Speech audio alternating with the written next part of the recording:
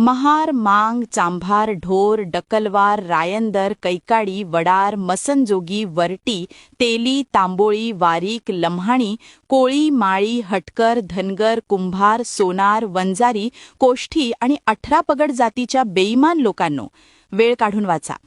राग येऊ द्या, आणि राग आला तरीही तुम्ही काहीच करू शकत नाहीत.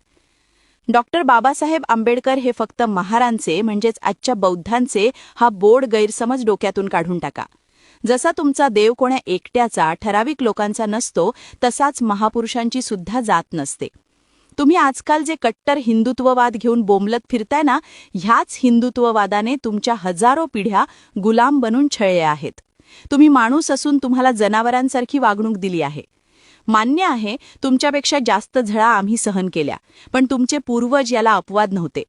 मी बघितलंय, तेली, नाभी, वरटी, कोळी व मांग, चांभार, ढोरांची लोक उरलेले विटके मागून खायचे.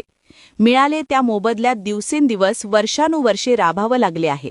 याला महारसुद्धा अपवाद नाही. पण महार बौद्ध धम्माच्या वाटेला लागले आणि तुम्ही कट्टर हिंदू